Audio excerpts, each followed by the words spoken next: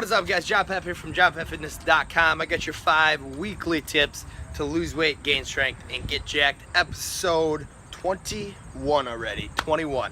So, before I get started, I want to throw something out there. Today's going to be more of a strength-based focus, and I think I'm going to start moving more towards that, or at least divide things up. So this week's going to be more of a strength-based focus, and these can also be applied for any of them, but I think I'm going to kind of pick a focus each week, and this week it's going to be strength-based. And also, with that, I want to add one thing. If you have any questions at all, use the hashtag StrengthTips, hashtag StrengthTips, all one, and post, whatever, send me a comment, message, something on one of the social medias. I'll throw those up later, and then I will answer it before I get into the 5 tips. All right, so I'm gonna try to start doing that. So use that hashtag. I'll answer your questions. So number 1, using partial range of motion or assistance in your lifts. So I'm more focused on your main lifts, the deadlift, squat, and bench. And I know there's a lot of people in the industry that kind of downplay the helpfulness of this. It's an ego lift, and the more I've been thinking about it, the more I've realized, yes, it is an ego lift, but that's a good thing. For me personally, when I use things like rack pulls, reverse band, slingshot, stuff like that, where you can overload or higher box squats, I like them personally because it allows me to feel what it's like to have that weight on my back or have that weight in my hands in a deadlift, or just over my chest for a bench. So I like that because I get used to it. And then if I hit it, even if it's with that assistance or with a rack, a partial range of motion rack pull or higher box squat, I feel more comfortable when I go to hit it, in a competition style, because I've already handled that weight. I know what 550 is gonna feel like. I know what, 6 or whatever it happens to be, or I know what 320 on the bench is gonna feel like. So I can kind of use that to prepare myself with that overload. And yes, it gives me a boost in confidence, and yes, it kind of boosts the ego, but if it's gonna help me lift more weight, that's the name of the game. So I do like those. That is my tip number 1. If you like them, do them. If they help your confidence, if they help your lifts, whatever, do them, and don't worry about the haters. So number 2, adjusting volume within your high volume block.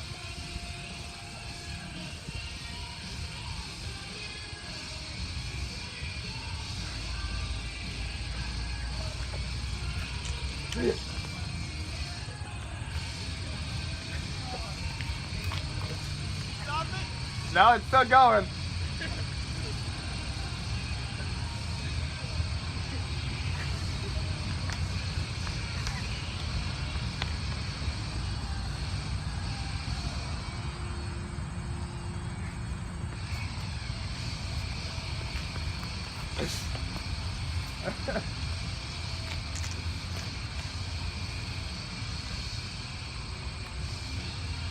And we're back after that short intermission from Ben and Jimmy.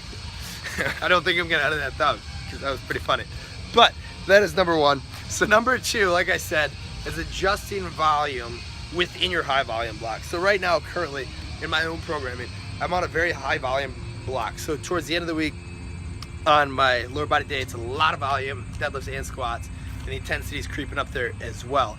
And then on the squat, on the upper body day, it's the same. So it's very high volume. Right now I'm on 8x8 just for bench, and then all the accessories afterwards, and some other high volume things. But the 8x8 is really starting to take a toll, and so is the squat, 6x6, and then a 10x2 on deadlift, but the intensity is creeping up. So I'm really noticing a difference.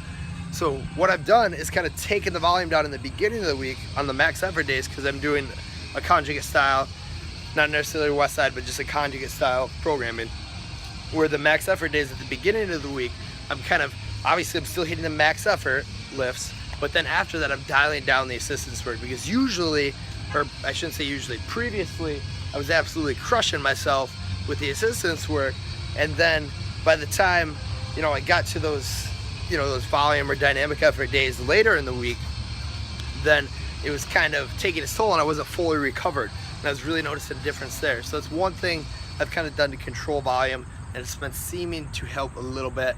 So that's just one little tip you can take if you do your own programming. So number 3, posterior chain work. Again, I'm pretty sure I say this like every other episode. You can't do enough of it, guys. glutes, hamstrings, low back, upper back, you know, everything, neck, everything on the posterior chain needs to be trained hard. That should be your main focus of your, you know, squat / deadlift training. And I know a lot of guys preach this, and you know, through my own experience, I'm experiencing the exact same thing. The more posterior chain work I do, the better off I am lift wise. And it can also help, you know, the more posterior chain work, the less chance of an injury to your low back, say, because low back pain is very common just in the general population. So the more posterior chain work, the less of a risk of injury there you'll have. So that's number 3. Don't neglect it. Do it high volume. Then number 4, eating a lot if you want to gain strength and size. So one of my problems kind of previously was I just didn't eat enough. I have very high metabolism. You know, I burn a ton off just with what I do. So as a trainer, so when I coach, I just burn a ton off during the day, and I already have a high metabolism to start with. And when I tried to gain weight previously, I just couldn't do it. I was like, man, I'm just a hard gainer, I guess. But then I realized, no, you just need to eat more. And the more I ate, the more better off. You know what I'm trying to say. The more better off I was, all right? I don't think that's the right phrasing, but that's what I'm gonna use. So the more better off I was, the more I ate. And try to do your best to keep it clean. But if you're one of the guys that's a very hard gainer, sometimes you can get away with, you know, not eating as clean. Still try to keep it relatively clean though, just to keep the body fat percentages down, and you'll be golden. Just keep gaining. So that is number 4. And number 5 kind of goes right with that, is eating the same meals. Now personally, I pretty much eat the same meals all the time, with some exceptions on, you know, weekends or going out or something like that. But during the week, my lunch is always exactly the same. My breakfast is always exactly the same. Dinner changes sometimes, but breakfast and lunch are literally the same thing almost every single day. For example, breakfast, I have oatmeal every morning, and then with some other stuff, but that is the exact same proportions, or portions, excuse me. Lunch is the same thing. I eat either ground turkey or beef. I'll change those out with rice and then some kind of fruit, usually apples. So that changes, or doesn't change. Man, I'm not on it today. Can't talk right. But anyways, so that kind of stays the same, and it's consistent. You know, I know exactly what to get each week at the grocery store. I know exactly how my meals are gonna go that week because I meal prep it out at the beginning of the week. So I'm all set to go. So then boom, I got my breakfast, lunch each day, and then again dinner. I have a little more time at dinner time so I can make whatever I want or change things up. So that is kind of one tip that can help you out. And also I want to add to that, a lot of our clients, we recommend actually 2 weeks of the exact same meals. Now it sounds terrible, but when you're first going through a lifestyle change, it's more of the weight loss side of things. I know I said I wasn't going to go there, but I'm kind of going there right now. When it's a complete lifestyle change like that, we like to keep things very similar to start with all of our clients, because we found that it helps them, you know, not be so overwhelmed with, oh my gosh, there's so many choices, what do I do?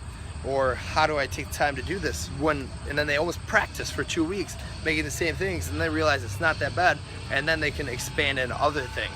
But those first 2 weeks are super important just to keep the same things, just so we can kind of reset that person and help that person learn and teach them. So it's a good tip. I use it. All the trainers here do it actually pretty consistently. It's not just 2 weeks. Like, I've been doing that for like the last year and a half, probably, those meals, and they work. Gaining weight, getting stronger, staying lean, and they taste good. So that is all I got for you guys this week. Episode 21. I know I rambled, we had a little intermission, but that is all I got for you. So check out social media, John Pat Fitness on Facebook and Instagram, Twitter too, but I don't really use Twitter, it's kind of annoying. And then Snapchat, J-Pat. And hit subscribe, like, share, whatever you want to do. But I really appreciate it. It lets me know people are paying attention to what I have to say. I'm not just wasting my time out here rambling, even though I kind of ramble anyway. So that is all I got for you guys.